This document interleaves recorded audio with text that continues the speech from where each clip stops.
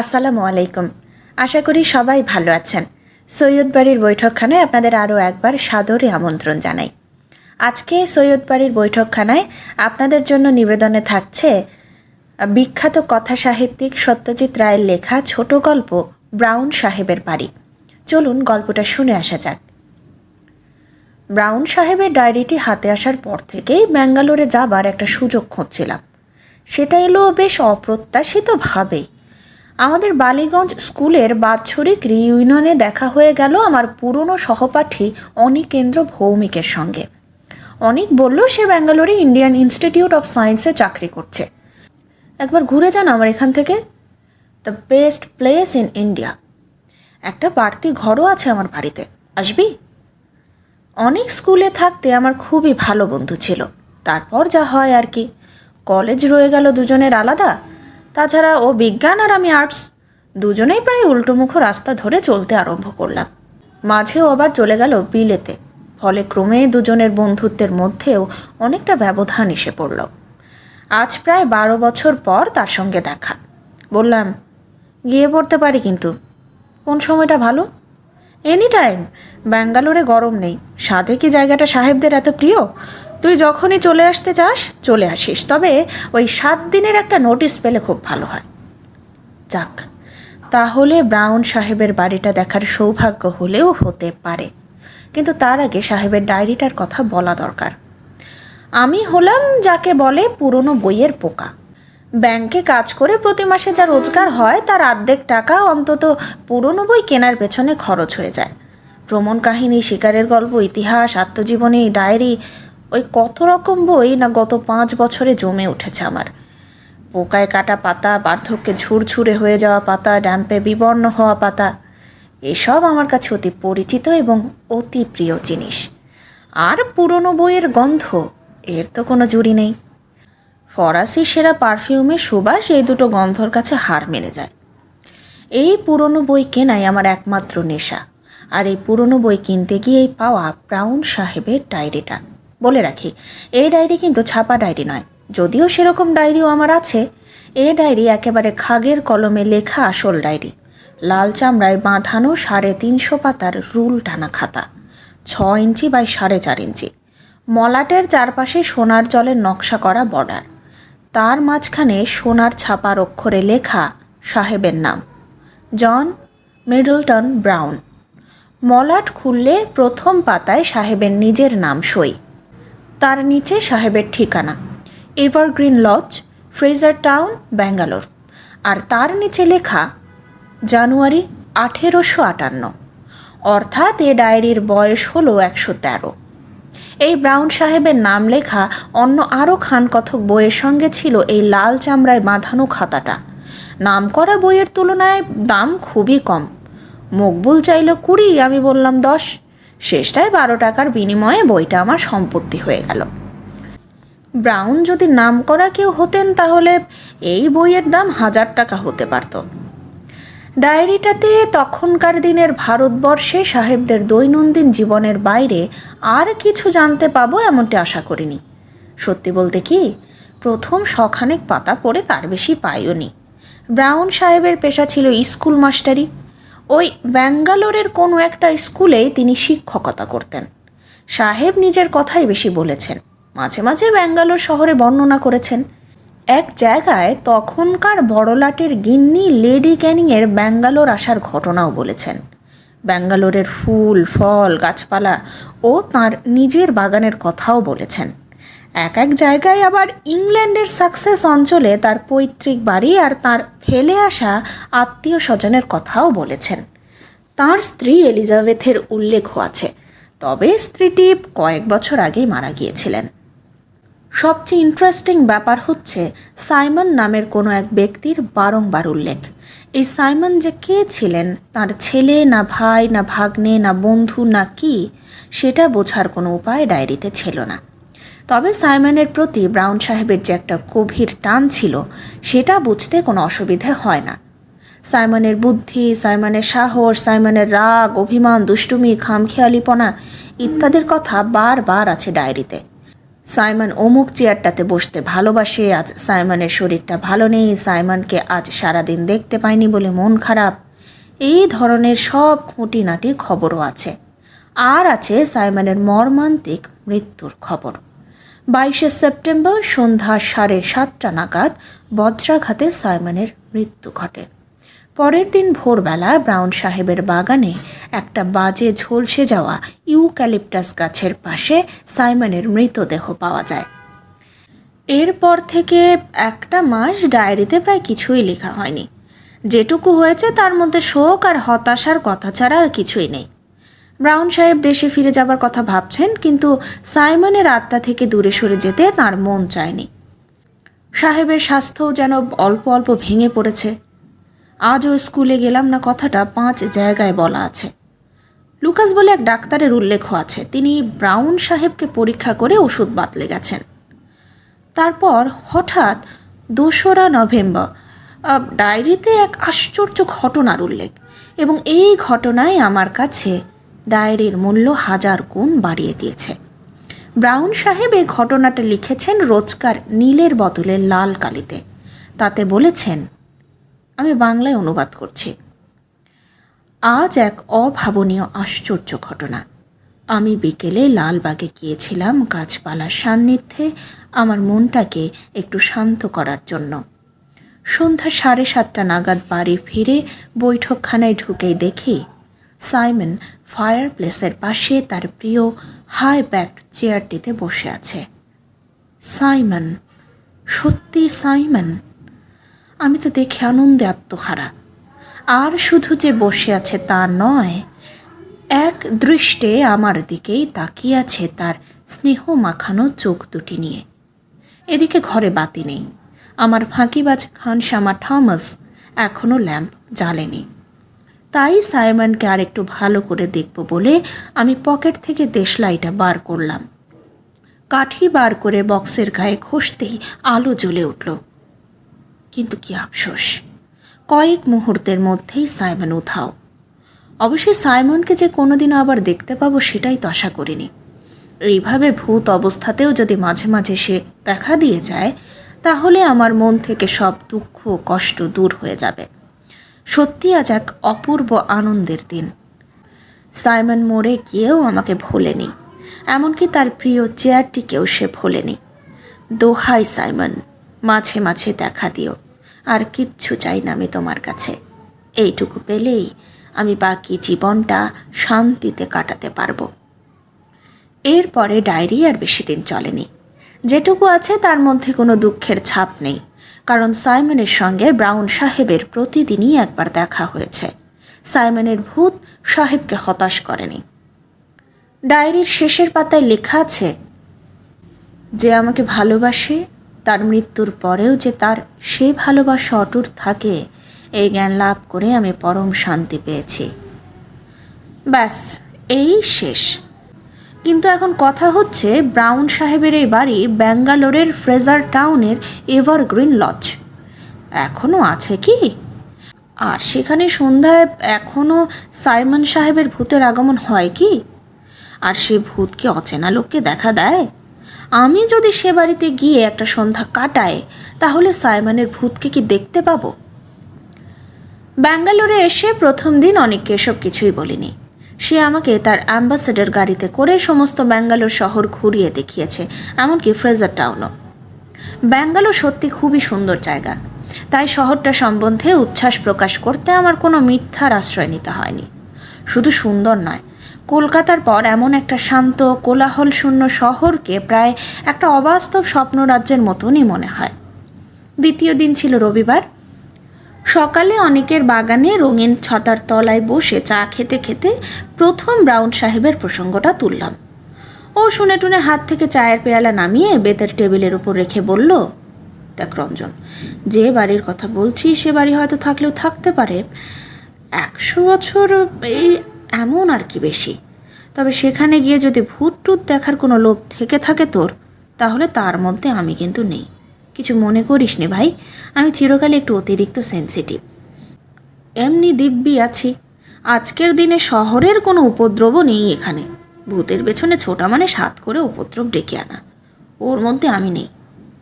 অনেকের কথা শুনে বুঝলাম এই 12 বছরেও বিশেষ বদলায়নি। স্কুলে ভীতু বলে ওর বদনাম ছিল বটে।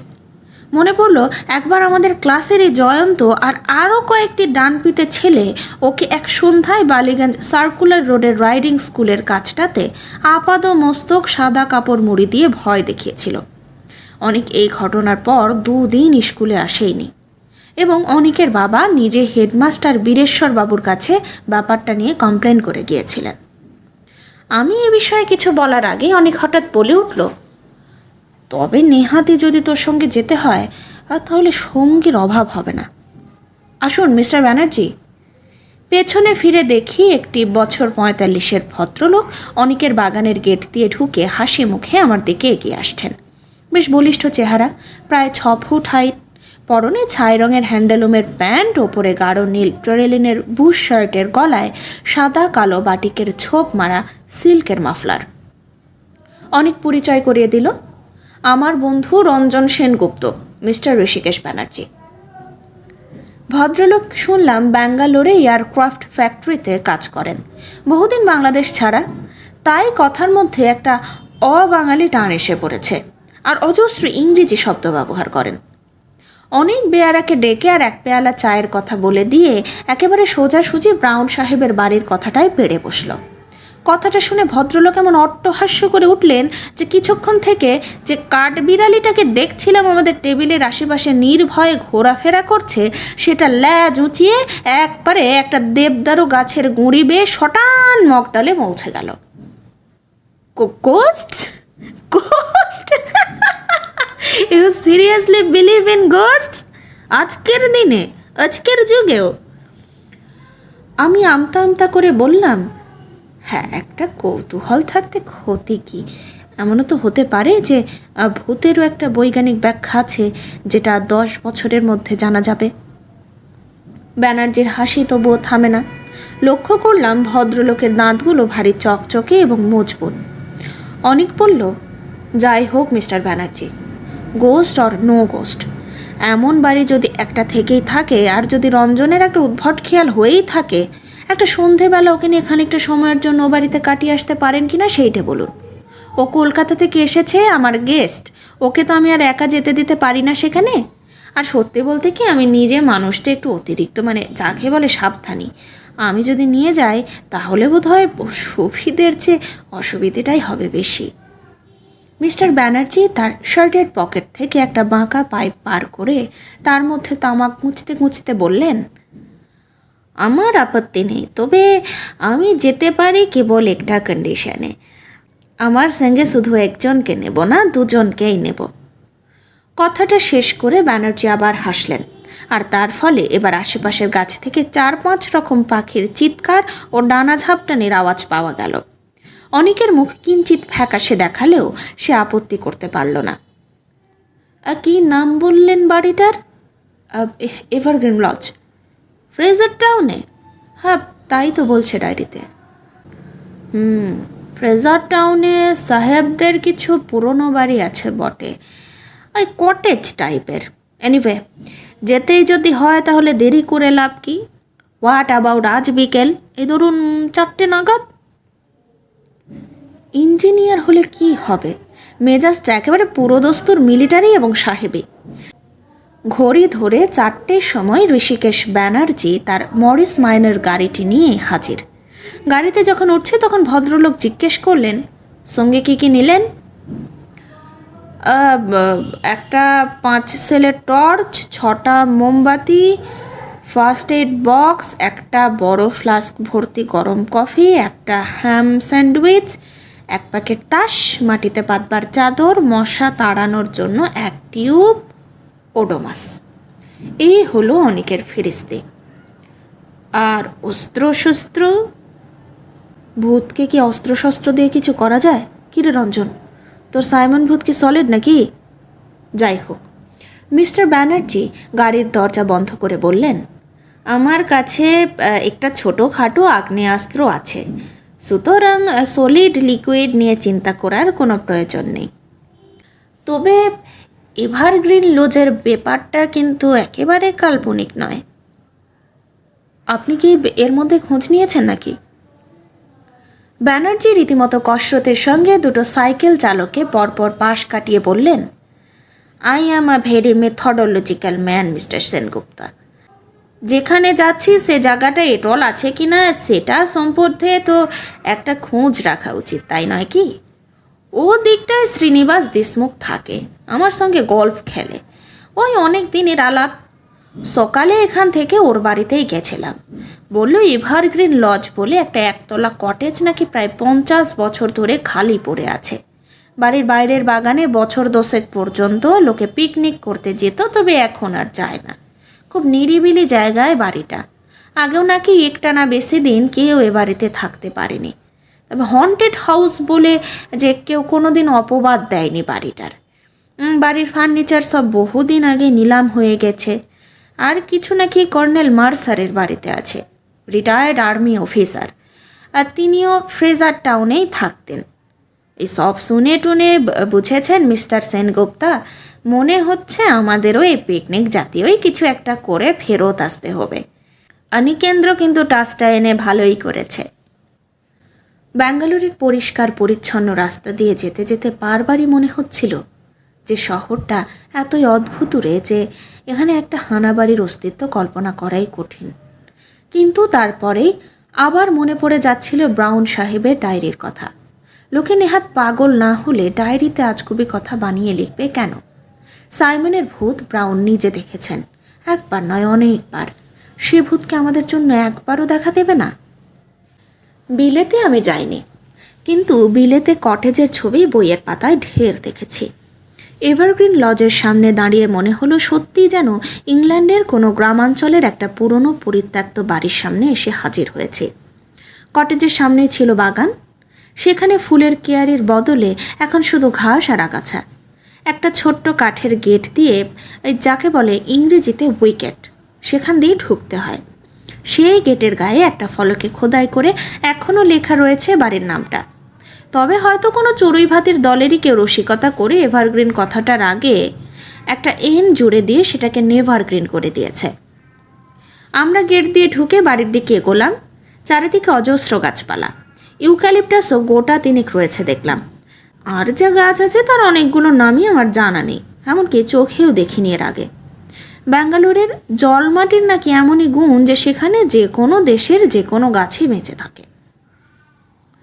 কটেজের সামনে একটা টালির ছাউনি দেওয়া পোর্টিকো, তার বাঁকা থামগুলো বেয়ে লতা উঠেছে ওপরের দিকে।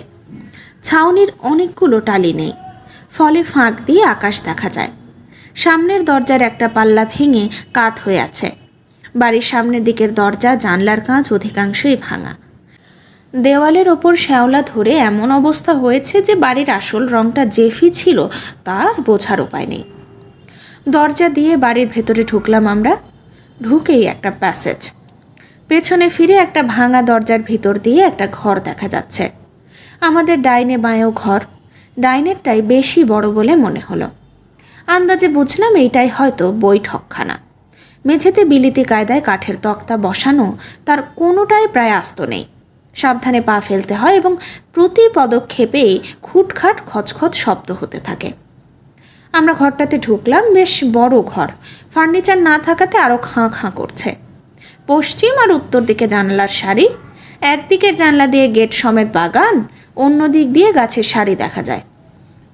এরই একটাতে কি বাজ পড়েছিল? সাইমন দাঁড়িয়েছিল সেই গাছের নিচে, তৎক্ষণাৎ মৃত্যু। ভাবতেই গা ছমছম করে উঠল।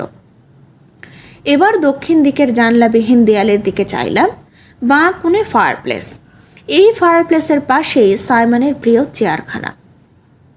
ঘরের সিলিংয়ের দিকে চাইতে চোখে পড়ল ঝুল আর মাকড়সার জাল। এককালে সুদৃশ্য এভারগ্রিন লজের অবস্থা এমনই শোচনীয়। মিস্টার ব্যানার্জি প্রথম দিকে লালা করে বিলিতি সুর ভাঁজছিলেন, এখন নতুন করে পাইপ ধরিয়ে বললেন, কি কি খেলা আছে আপনাদের? ব্রিজ না পোকার না রামি? অনেক হাতের জিনিসপত্র মেঝেতে সাজিয়ে চাদরটা বিছিয়ে মাটির উপরে বসতে যাচ্ছিল। এমন সময় একটা শব্দ কানে এলো। অন্য কোনো ঘরে কেউ জুতো পায়ে হাঁটছে। অনেকের দিকে চেয়ে দেখলাম সে ফ্যাকাশে হয়ে গেছে। পায়ে শব্দটা থামল। মিস্টার ব্যানার্জি হঠাৎ মুখ থেকে পাইপ নামিয়ে বাঁচখাই গলায় চেঁচিয়ে উঠল, ইজ এনিবডি দেয়ার? সঙ্গে সঙ্গে আমরা তিনজন প্যাসেজের দিকে এগোলাম। অনেক আলতো করে আমার কোটের আস্তিনটা ধরে নিয়েছে।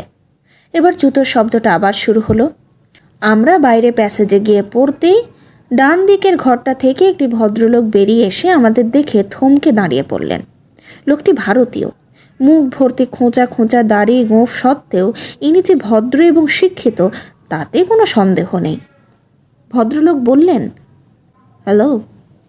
আমরা ঠিক কী বলবো বুঝে উঠতে পারছি না। এমন সময় আগন্তুক নিজেই আমাদের কৌতূহল নিবৃত্ত করলেন। আমার নাম Venkatesh, I am a painter. আপনারা কি এই বাড়ির মালিক নাকি খদ্দের? দুটোর একটাও না, আমরা এমনি ঘুরতে ঘুরতে এসে পড়েছি। আই সে, আমি ভাবছিলাম এই বাড়িটা যদি পাওয়া যেত তাহলে আমার কাজের জন্য একটা স্টুডিও হতে পারত। ভাঙাচোরাই আমার আপত্তি নেই, মালিককে সেটা জানেন না বোধ হয়। কে না, সরি। তবে আপনি কর্নেল মার্সারের ওখানে খোঁজ করে দেখতে পারেন। সামনের রাস্তা ধরে বাঁ দিকে চলে যাবেন, মিনিট 5 হাঁটা পথ। থ্যাংক ইউ বলে মিস্টার ভেঙ্কটেশ বেরিয়ে গেলেন। গেট খোলার এবং বন্ধ করার শব্দ পাবার পর ব্যানার্জি আবার অট্ট হাসি হেসে বললেন,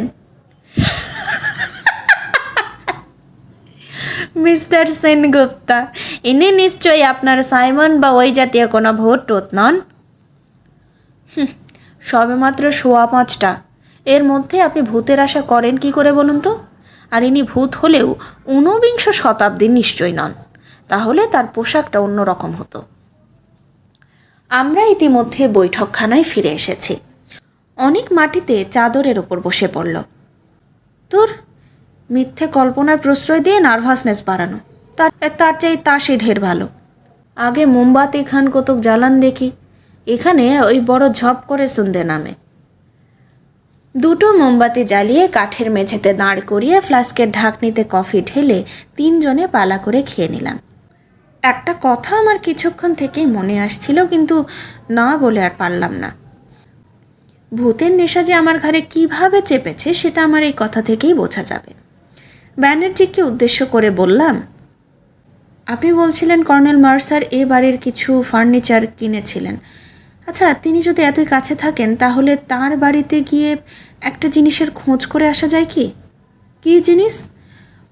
একটা বিশেষ ধরনের হাই ব্যাকড চেয়ার। কেন বলতো? হঠাৎই এখন হাই ব্যাকড চেয়ারের খোঁজ করে কি হবে? না মানে ব্রাউন সাহেব বলেছেন ওটা নাকি সাইমনের খুব প্রিয় চেয়ার ছিল। সে ভূত হয়েও ওটাতে এসে বসতো। ওটা থাকতো ওই ফায়ার প্লেসটার পাশে। হয়তো ওটা এখানে এনে রাখতে পারলে। তুই ব্যানার্জি সাহেবের ওই মরিস গাড়িতে করে হাই ব্যাকড চেয়ার নিয়ে আসবি, নাকি আমরা 3 জনে ওটাকে কাঁধে করে আনবো? তোর কি মাথাটা একেবারে খারাপ হয়ে গেছে নাকি রে? ব্যানার্জি এবার হাত তুলে আমাদের দুজনকে থামিয়ে দিয়ে বললেন, কর্নেল মার্সার যা কিনেছেন তার মধ্যে ওরকম কোনো চেয়ার নেই, এটা আমি জানি। ওটা থাকলে আমার চোখে পড়তো। আমি যতদূর জানি উনি কিনেছিলেন 2টো বুককেস, 2টো বয়েল পেন্টিং, খান কতক ফুলদানি, আর সেলফে সাজিয়ে রাখার জন্য গুটি কতক শোকের জিনিস, আর আর্ট অবজেক্টস যাকে বলে। আমি দমে গেলাম। অনেক তাস পার করে শাফল করতে আরম্ভ করেছে। ব্যানার্জি বলল, রামি হোক, আর এসব খেলা ভালো জমে যদি পয়সা দিয়ে খেলা যায়। আপনাদের আপত্তি আছে নাকি? মোটেই না, তবে আমি ব্যাংকে সামান্য চাকুরে, বেশি হারাবার সামর্থ্য আমার নেই। বাইরে দিনের আলো ম্লান হয়ে এসেছে। আমরা খেলায় মন দিলাম। আমার তাসের ভাগ্য কোনোদিনই ভালো না, আজও তার ব্যতিক্রম লক্ষ্য করলাম না। আমি জানি অনেক মনে মনে নার্ভাস হয়ে আছে, সুতরাং সে জিতলে পরে আমি অন্তত একটু নিশ্চিন্ত হতাম, কিন্তু তারও কোনো লক্ষণ দেখলাম না। কপাল ভালো একমাত্র মিস্টার ব্যানার্জির। গুনগুন করে বিলিতি সুর ভাঁজছেন আর দানের পর দান জিতে চলেছেন। খেলতে খেলতে নিস্তব্ধতার মধ্যে একবার একটা বেড়ালের ডাক শুনলাম। তার ফলে আমার মনটা আরও যেন একটু দমে গেল। হানা বাড়িতে বেড়ালেরও থাকা উচিত না, but it was a black cat. ওই প্যাসেজ দিয়ে হেঁটে গেল, ব্ল্যাক ক্যাট তো ভূতের সঙ্গে ভালোই যায়, তাই না? খেলা চলতে থাকলো। বেশ কিছুক্ষণের জন্য একবার মাত্র একটা অজানা পাখির কর্কশ ডাক ছাড়া আর কোনো শব্দ, দৃশ্য বা ঘটনা আমাদের একাগ্রতায় বাধা হয়ে দাঁড়ায়নি। ঘড়িতে 6:30। বাইরের আলো নেই বললেই চলে। আমি একটু ভালো তাস পেয়ে পরপর 2বার জিতেছি, আর 1 রাউন্ড রামি হয়ে গেছে ইতিমধ্যে। এমন সময় একটা অস্বাভাবিক শব্দ কানে এলো। কে যেন বাইরের দরজায় টোকা মারছে। আমাদের 3 জনেরই হাত তার শুদ্ধ নিচে নেমে এলো। টকটক টকটক। অনেক এবার আরও ফ্যাকাশে। আমার বুকের ভেতরেও মৃদু কম্পন শুরু হয়েছে, কিন্তু ব্যানার্জি দেখলাম সত্যিই ঘাবড়াবার লোক নন। হঠাৎ নিস্তব্ধতা ভেদ করে তাঁর বাজখাই গলায় চেঁচিয়ে উঠলেন, হু ইজ ইট? আবার দরজায় টোকা। টকটক টকটক। ব্যানার্জি তদন্ত করার জন্য তড়াক করে উঠে পড়লেন। আমি খপ করে ভদ্রলোকের প্যান্টটা ধরে চাপা গলায় বললাম, একা যাবেন না। 3 জনে একসঙ্গে ঘর থেকে বেরোলাম। প্যাসেজে এসে বাঁ দিকে চাইতেই দেখলাম দরজার বাইরে একজন লোক দাঁড়িয়ে আছে। তার পরনে স্যুট ও হাতে একটা লাঠি। অন্ধকারে তাকে চেনার কোনো উপায় নেই। অনেক আবার আমার আস্তিন চেপে ধরল, এবার আরও জোরে। ওর অবস্থা দেখে বোধহয় আমার আপন মনেই একটা সাহসের ভাব এলো। ব্যানার্জি ইতিমধ্যে আরও কয়েক পা এগিয়ে গিয়ে হঠাৎ চেঁচিয়ে উঠল, ও হ্যালো ডক্টর লার্কিন, আপনি এখানে? এবার আমিও প্রৌঢ় সাহেবটিকে বেশ ভালোভাবেই দেখতে পেলাম। অমায়িক সাহেবটি তার সোনার চশমার পেছনে নীল চোখ দুটোকে কুঁচকে হেসে বললেন, তোমার মরিস গাড়িখানা দেখলাম বাইরে। তারপর দেখি বাড়ির জানলা দিয়ে মোমবাতির আলো দেখা যাচ্ছে। তাই ভাবলাম একটু ঢু মেরে দেখে যাই তুমি কি পাগলামো করছো এই পোড়ো বাড়ির ভেতর। আমার এই যুবক বন্ধু দুটির একটু উদ্ভট ধরনের অ্যাডভেঞ্চারের শখ। বলল এভারগ্রিন লজে বসে তাস খেলবে, তাই আর কি। Very good, very good. যুবা বয়সটাই তো এক ধরনের পাগলামির সময়।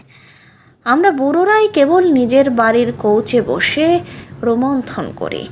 Well well, have a good time. Larkin সাহেব হাত তুলে গুড বাই বলে লাঠি ঠকঠক করতে করতে চলে গেলেন, আর সঙ্গে সঙ্গে দ্বিতীয়বার ভূতের আশা পরিত্যাগ করতে হলো। কি আর করি, আবার তাসে মনোনিবেশ করলাম।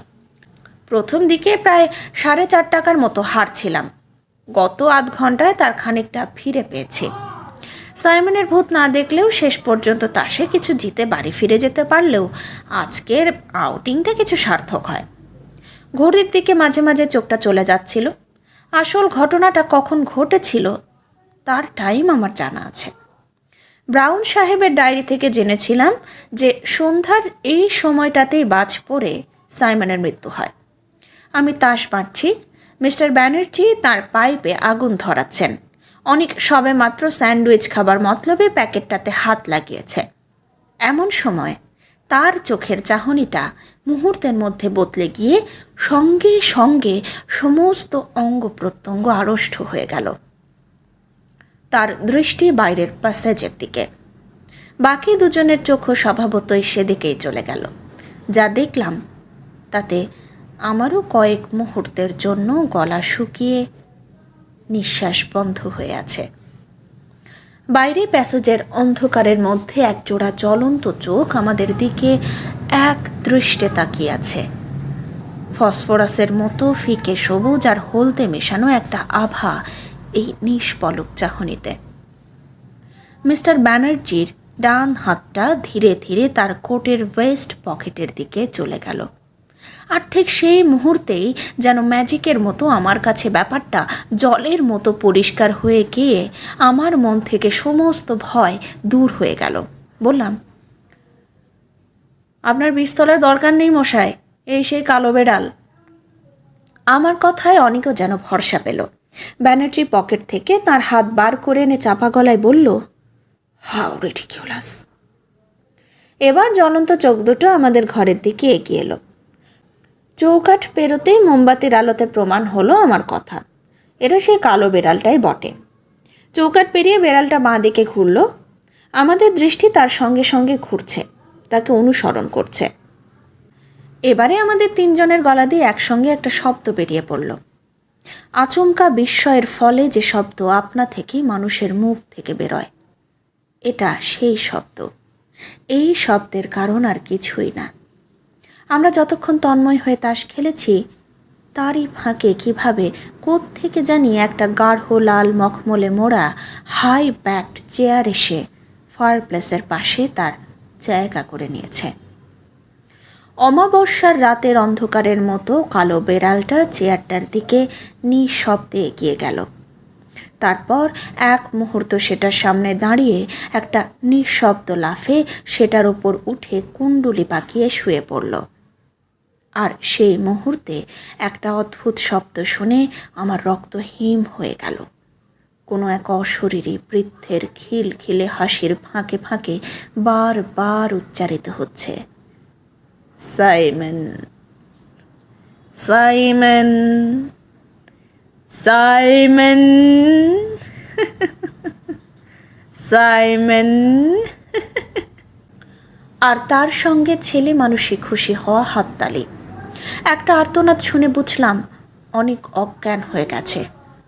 আর মিস্টার ব্যানার্জি, তিনি অনেককে কোল পাঁজা করে তুলে ঊর্ধ্বশ্বাসে প্যাসেজ দিয়ে দরজার দিকে ছুটছেন। আমি আর থাকতে পারলাম না। তাস, মোমবাতি, ফ্লাস্ক, চাদর, স্যান্ডউইচ সব পড়ে রইল। দরজা পেরিয়ে মাঠ, মাঠ পেরিয়ে গেট, গেট পেরিয়ে ব্যানার্জি মরিস মাইসন। ভাগ্যে ব্যাঙ্গালোরের রাস্তায় লোক চলাচল কম, নইলে আজ একটি মাত্র পাগলা গাড়ির পাগলা ছুটে কটা লোক যে জখম হতে পারত তা ভাবলেও গায়ে কাঁটা দেয়। অনেকের জ্ঞান গাড়িতেই ফিরে এসেছিল, কিন্তু তার মুখে কোনো কথা নেই। প্রথম কথা বললেন মিস্টার ব্যানার্জি। অনেকের বেয়ারার হাত থেকে ব্র্যান্ডির গেলাসটা ছিনিয়ে নিয়ে এক ঠোকে অর্ধেকটা নামিয়ে দিয়ে ঘর ঘরে চাপা গলায় বলে উঠলেন, সাইমন ওয়াজ আ ক্যাট। আমার নিজেরও কিছু বলার অবস্থা নেই, কিন্তু আমার মন তার কথায় সায় দিল। সত্যি, ব্রাউন সাহেবের বুদ্ধিমান, খামখেয়ালি, অভিমানী, অনুগত, আদরের সাইমন, যার মৃত্যু হয় বজ্রাঘাতে আজ থেকে 113 বছর আগে, সেই সাইমন ছিল আজকের দেখা একটি পোষা কালো বেড়াল।